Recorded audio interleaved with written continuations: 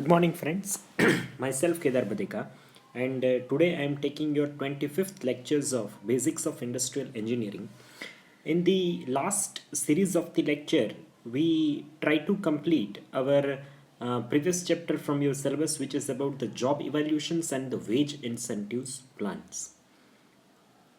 As per our last discussions, I am asking you that if you have any kind of the query, doubt regarding this chapter, you can ask me in the comment sections. But not a single student is asking any questions regarding this chapter. So I think you all are fully conceptually understand the previous chapter, which is about the job evaluations and the wage incentives plan. So in today's lecture, we try to start one another new chapter from your syllabus, which is the chapter number 5, which is about the industrial legislations. So what is the meaning of the industrial legislation? Industrial legislations का meaning क्या होता है? तो बहुत ही आसान भाषा में अगर इसको समझने की कोशिश करें तो इंडस्ट्रियल लेजिस्लेशंस दैट मीन्स कि जो इंडस्ट्रीज के लिए जो कानून जो होते हैं उसको इंडस्ट्रियल लेजिस्लेशंस बोला जाता है. अब इस इंडस्ट्रियल लेजिस्लेशंस को हमें सीखने की क्या ज़रूरत है और इसकी क्या नीड है. तो बेसिकली एज एन इंजीनियर आप जब भी इंडस्ट्रीज़ के अंदर जॉब करने जाओगे, राइट, एज एन इंजीनियर आप काम करोगे तो इंडस्ट्रीज़ के लेजिस्लेशंस, राइट, आप जैसे कॉलेज में जॉब करते हो तो कॉलेज के कुछ रूल्स एंड रेगुलेशंस होते हैं, कुछ लेजिस्लेशंस होते हैं, उनको आपको फॉलो करना चाहिए, राइट. हम as an Indian citizens we are follow some kind of the rules and regulations which is governed by the central government of the India. तो इसी तरीके से इंडस्ट्रीज के अंदर भी कुछ रूल्स एंड रेगुलेशंस होते हैं जो स्टेट गवर्नमेंट और सेंट्रल गवर्नमेंट के द्वारा जो है वो फिक्स किए जाते हैं. सो इसकी बात अगर हम लोग बात करें तो इसके बाद जो है वो एक टॉपिक जो है वो हमें स्टार्ट करना है. तो आज के पहले लेक्चर के अंदर जो हमें टॉपिक स्टार्ट करना है वो उसके बारे में है जो बहुत ही सिंपल है, बहुत ही simple. That means a factory act which is the पहला एक्ट, इस चैप्टर का पहला एक्ट. इस चैप्टर के अंदर हमें various types of the act जो है वो हमें स्टडी करना है. जैसे फैक्ट्री एक्ट 1948 हो गया, फिर सेफ्टी एक्ट हो गया, फिर वेजेस एक्ट हो गया, राइट. तो उसमें से आज हमें जो है वो फैक्ट्रीज एक्ट 1948 जो है वो आज हम स्टडी करने वाले हैं. तो इसके साथ अगर मैं बात करूँ तो ये इंडस्ट्रियल लेजिस्लेशंस की जो है वो ज़रूरत क्या है. तो बेसिकली इंडस्ट्रियल लेजिस्लेशंस की ज़रूरत इसलिए है कि हर एक ऑर्गेनाइजेशंस के अंदर जो है वो काफ़ी सारे एम्प्लॉयज़ काम करते हैं, राइट. तो एम्प्लॉयज़ की सेफ्टी, उनके जो बेसिक नीड्स, राइट. तो अगर कुछ रूल्स एंड रेगुलेशंस नहीं होंगे तो फिर ऐसा होने के चांसेस काफ़ी बढ़ जाते हैं कि लोग जो है वो अपनी मनमानी करने लगते हैं, राइट. ऑर्गेनाइजेशंस जो है वो एम्प्लॉयज़ को जो है वो उनके जो हक है वो नहीं देंगे. तो इस कंडीशन से एम्प्लॉय को बचाने के लिए जो है कुछ लेजिस्लेशंस इंडस्ट्रीज के लिए बनाए गए हैं. तो उसमें से आज जो हम लोग स्टडी करने वाले हैं उस लेजिस्लेशंस का जो नाम है विच is the factories act 1948. So let's start the discussions over the factories act 1948. So as we start the introductions of that legislations in the India, so the first factory act was passed in the 1881. जो पहला act जो पास हुआ था factories के लिए वो 1881 के अंदर पास हुआ था. The act was basically designs to protect the childrens and to provide a few measures for the health and safeties of the worker. तो ये बेसिकली बच्चों को बचाने के लिए जो कि कम उम्र में काम ना करें और कुछ हेल्थ एंड सेफ्टीज रिगार्डिंग जो है उस कुछ पैमाने तय करने के लिए इस एक्ट को बनाया गया था. This law was applicable only to those factory which has unemployed which is 100 and more than. ये उन लोगों के लिए ही इनिशियली था जिसके पास 100 और 100 से ज़्यादा एम्प्लॉयज़ हैं.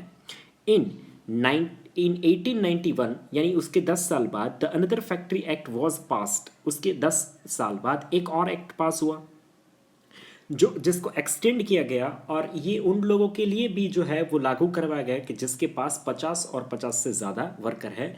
वही उसका जो बेसिक फोकस था वही था सेफ्टी, हेल्थ और to protect the childrens. So the definitions which is regarding, तो यहाँ पे इस एक्ट के अंदर दो कैटेगरीज बनाई गई है.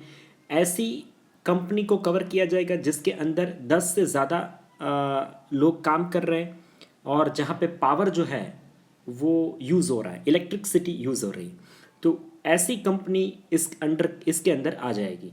दूसरा, 20 लोग और 20 से ज़्यादा लोग काम कर रहे हैं और जहाँ पे पावर नहीं है वो भी इस कैटेगरी के अंदर आ जाएगी.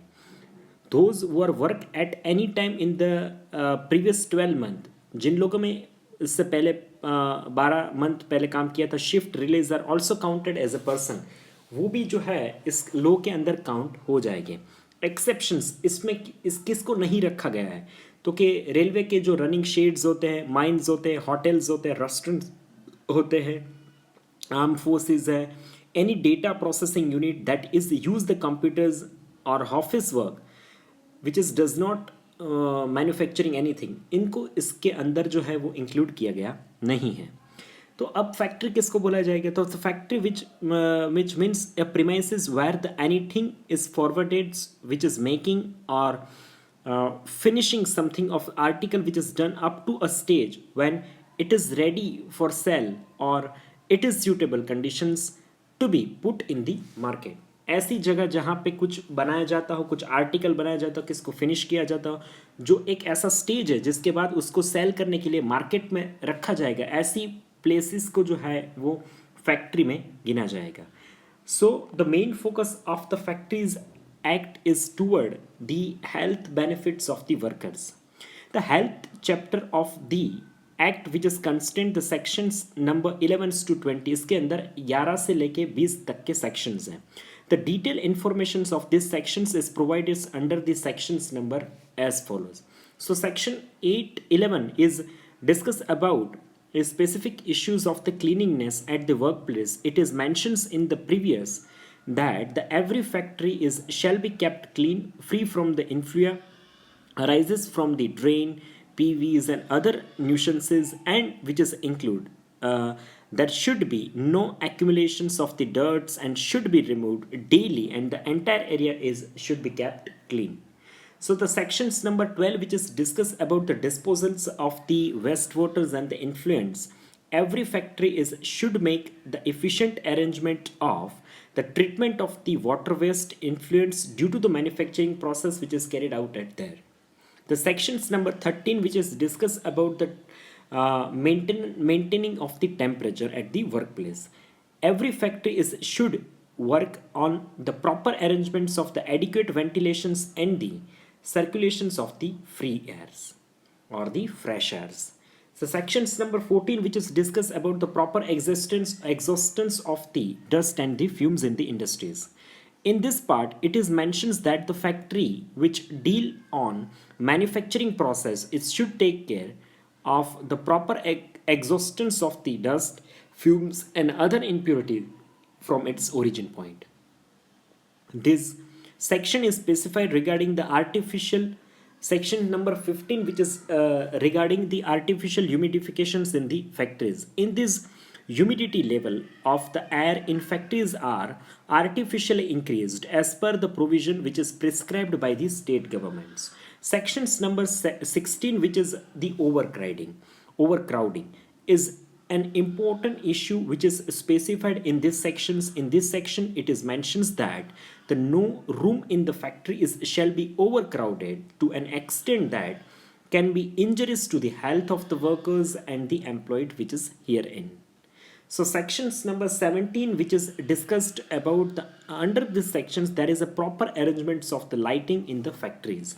So in every part of the factory where the workers are working or the passing should be kept which is equipped with the lighting arrangements either by the natural sources or the artificial sources. जहाँ पे वो लोग काम करने वाले हैं और जहाँ से वो लोग पास होते हैं, इस सारी जगह पे या तो ह्यूमन लाइटिंग या नेचुरल लाइटिंग होना चाहिए या फिर आर्टिफिशियल लाइटिंग होना चाहिए. Section 18 which is discussing about the arrangements of the pure waters.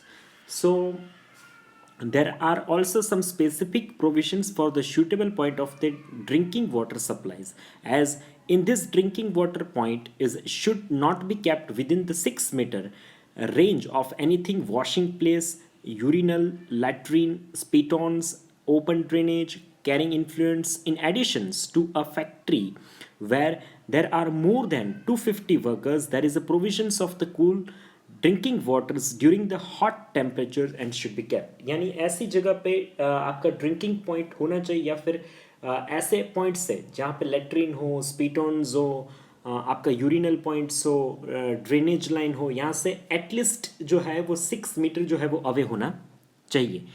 जहाँ पे 250 से ज़्यादा जो है वो वर्कर काम कर रहे हैं, वहाँ पे ऐसे गर्मी वाले वातावरण के अंदर जो है वो ठंडे पानी की व्यवस्था होनी चाहिए। Section 19, which is discussed about the urinals and the latrine constructions at the factory, it maintains that in every factory here, there should be the sufficient accommodations for the urine, which should be provided at the convenient situations plate. It should be kept clean and maintained. There is a provisions to provide a separate urinal for both male and female worker. तो ऐसी arrangement जो है वो वहाँ पे mail और females के लिए होनी चाहिए। Section 20, which is discussed about a proper arrangements of the spitons in the factory, it is mentions that in every factory there should be a sufficient number of the spiton which is situated at the convenient place, that should be properly maintained, clean and kept the hygiene in the conditions. The section 21, which is discussed about the fencing of the machineries. Section 22, which is regarding the work on the nearbys of the machinery which is in the motions. Section 23, which is discussed about the employment prohibitions of the young persons on the dangerous machines. The section 24, which is discussed about the striking gears and device for cutting of the powers. Then section 26, which is discussed about the casing of the new machineries. Section 28, which is discussed about the prohibitions of the employments of the women and children. And section 34, which is discussed about the lift, cranes and machines rope. So the section have some kind of the factory measures, or which is also provide the provision which is related to the safety measure for the workers and employed, which is herein. This is to ensure a safety of the worker which is working on around the machines. The detailed informations on each provision which is related to the safety matter as it is under. So section 21, which is discussed about a fencing of the machinery which is necessary, that it moving part of the machineries or the machines that is dangerous in any kind of the should be properly which is to be fenced. Section 22, which is discussed about work on or near to the machinery which is in the motion conditions. So where in a factory it is become necessary to examine any part of the machinery while machinery is in the motions, such examination is should be carried out only by a specific trained adult male workers. Such workers shall wear a tight-fitting clothing, and their name is should be recorded in the register which is prescribed in the connections. No woman and young persons shall be allowed to clean a lubricants or adjust any part of the prime movers or a transmission machineries while the machinery is in the motions. Sections 23, which is discussed about the employments of the young persons on the dangerous machinery, is not allowed in case where he is in fully instructed in the uses of the machineries and working under the supervision is might be allowed to the work on it. यानी जो young persons हैं और women's हैं उसको dangerous point पे work करना allowed नहीं रहेगा। अगर वो फुल्ली इंस्ट्रक्टेड है, उसको सारा कुछ पता है, तो किसी के सुपरविजन में वो लोग काम कर सकते हैं। Section 24, which is discussed about the striking gears and the device for the power cutting off. In case of emergency, the every factory should be specific device for the cutting of that power in the emergency from the running machineries. A suitable striking gear appliances should be provided or maintaining the moving parts and the belts. Section 26, which is regarding the casing of the new machineries. Every set of the screw, bolt, key on the removing shaft, spindles, wheels, pinion shall be shut, encased and otherwise effectively guarded as a prevent dangers. Section 28, which is discussed about this section, is prohibit the working of the women's and children's on the specific machineries. As per these sections, the women's and children should be kept avoided from any of the factory which is working on the cotton pressings. Then next, which is the sections number 32. In these sections, it has been specified that all the floors, stairs, passage, gangways, it should be properly constructed and maintained so that there are no chances of the slip or falls. So section 34, which is discussed about the things in regard of that, in every factory the following safety measure is shall be adopted in respect of every lifting machineries or lifting every chain, rope, lifting tackles for the purpose of raising the lowering the person's goods and machinery materials. तो ऐसी कोई भी चीज़ जो lifting machine के तौर पे use होती है, lifting the chains, lifting ropes हो, लिफ्टिंग टैकल्स हो, तो जो भी कुछ ऐसे चीज़ जो है वो एक जगह से उठा के दूसरी जगह पे रखने के पर्पसेस से काम हो रही है, ऐसी स्पेसिफिक कंडीशंस के लिए all the part which is included in the working gears of every lifting machines and every chain, rope, tackles is should be good in the construction. वो construction में अच्छे होने चाहिए. They have a sound kind of the materials and adequate strength and free from the defect. वो एक अच्छे बेहतर material से जो है वो बनाए गए होने चाहिए. दूसरा, वो उसकी एक एडिक्वेट स्ट्रेंथ जो है वो होनी चाहिए. और तीसरा सबसे इम्पोर्टेंट, इसके अंदर किसी भी तरीके का डिफेक्ट होना चाहिए नहीं. ऐसे डिफेक्टिव मशीनरी पार्ट से हमें यूज़ काम जो है वो करना चाहिए नहीं, क्योंकि ये बहुत डेंजरस जो है वो इंडस्ट्रीज़ के अंदर हो जाता है. दे आर प्रॉपरली मेंटेन्स, वो प्रॉपरली जो है वो मेंटेन किए गए होने चाहिए. And thoroughly which is examined by a competent persons at least once in every period of the 12th month. ये 12 महीने में एक बार एक जो है वो तय किए हुए क्वालिफाइड पर्सन के साथ जो है इसका एक 12 महीने में एटलीस्ट एक बार इसका इंस्पेक्शंस होना चाहिए. क्योंकि काफ़ी बार जो है जो रोप्स होते हैं, लिफ्टिंग रोप्स होते हैं, उसके थ्रेड्स जो है वो खुल जाते हैं, राइट. तो अगर ये टूट जाता है, आपने अगर कोई भारी जो है वो चीज़ उठाई है और उस टाइम पे टूटेगा तो बहुत बड़ा एक्सीडेंट होने का चांसेस रहता है. तो इसलिए इसका एक प्रॉपर तरीके से उसका एक एग्जामिनेशंस जो है वो होना चाहिए. Then section 35, which is discussed about the safety and protections of the eyes of the workers. So it mentions that the factory should be provide a specific goggles or a screen guards to the worker who is involved in the manufacturing work that may cause them for injuries of the eyes. Section 38, which is as per this section there should be a proper precautionary measures which is built for fire. तो fire के लिए एक proper precautionary measures जो है वो लिए होने चाहिए. There should be a safe mean of the escape in case of the fire. एक तरीके के सेफ एस्केप स्पेस जो है वो इंडस्ट्रीज़ के अंदर होना चाहिए, जहाँ से इमरजेंसी फायर वाली सिचुएशंस के अंदर लोग जो है वो आसानी से बाहर निकल सके. And it is also necessary equipments, उसके साथ ऑल्सो नेसेसरी जो फायर एग्जॉस्टर्स होते हैं वो होने चाहिए. And facility of the extinguish the fire, जो आग को बुझा सके, ऐसी फैसिलिटी जो है वो आपके इंडस्ट्रीज़ के अंदर जो है वो अवेलेबल होनी चाहिए. तो अब इसको समराइज़ करने की अगर कोशिश करें तो समराइज़ किस तरीके से करेंगे.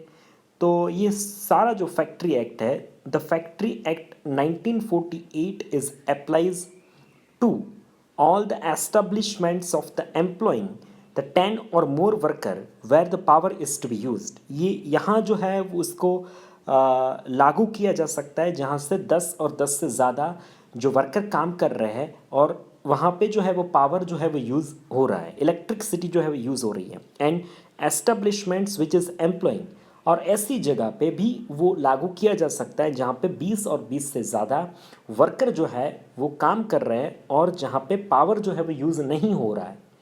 तो पावर जहाँ पे इलेक्ट्रिसिटी यूज़ नहीं हो रही है वहाँ भी, और जहाँ पे 10 से ज़्यादा वर्कर है और पावर यूज़ हो रहे हैं वहाँ भी, ये दोनों कंडीशंस के अंदर ये एक्ट को आपको लागू करना बहुत ज़रूरी हो जाता है। The act which is contain a many important provisions regarding the health, safeties, welfares, employments of the young persons, women's, hours of the workings, adult and children's, holidays and leave with the wages। तो ये सारे चीज़ को जो है इसके अंदर include किया गया है। वर्कर की सेफ्टी के बारे में, हेल्थ के बारे में, उसके एम्प्लॉयमेंट्स के बारे में, उसके वेलफेयर के बारे में, उसके वेजेस के बारे में, उसके हॉलीडेज़ के बारे में, उसके चिल्ड्रंस के बारे में, राइट, वुमेंस के बारे में, कितने घंटे काम करना चाहिए वुमेंस को, इसके बारे में सारे जो है वो इस प्रोविजंस को इस एक्ट के अंदर जो है वो तवज्जो दी गई है। The responsibility for the administrations of the act which is rest with the state governments. तो ये जो कानून जो है वो लागू करने की जवाबदेही जो है वो स्टेट गवर्नमेंट के अंदर आती है। वो इज़ एडमिनिस्टर इट, जो वो लागू करवाते हैं, उसकी देख रेख करते हैं, it through their own factory inspector, जिससे जो भी जीआईडीसी होगी वहाँ पे एक फैक्ट्री इंस्पेक्टर होगा। वो फैक्ट्री इंस्पेक्टर के अंदर ये सारे एक्ट को एक अच्छी तरीके से लागू किया जा रहा है कि नहीं, ये सारी चीज़ें जो है वो ऑब्जर्व होती है। जो फैक्ट्री इंस्पेक्टर होता है वो गवर्नमेंट द्वारा जो है वो नियुक्त होता है। तो ये सारी इन्फॉर्मेशन इस एक्ट के बारे में यहाँ से आपको मिलती है। तो हमने सारे इस एक्ट के सारे सेक्शंस और लास्ट में इसको समराइज़ करने की कोशिश की है। सारी इन्फॉर्मेशन को मैंने समराइज़ करके आपको एक साथ बता दिया। तो आज के लेक्चर्स के अंदर हमने इस इंडस्ट्रियल लेजिस्लेशंस के बारे में बेसिक इन्फॉर्मेशंस ली और फैक्ट्री एक्ट के बारे में कुछ इन्फॉर्मेशंस जानने की कोशिश की है। ये पूरा जो चैप्टर है वो थियोरेटिकल चैप्टर रहेगा, तो इसके सारे अंदर जो 6 और 7 एक्ट जो है वो हमें स्टडी करने हैं, जिसको हम लोग बारी बारी लेक्चर्स के अंदर इसको स्टडी करने की कोशिश करेंगे।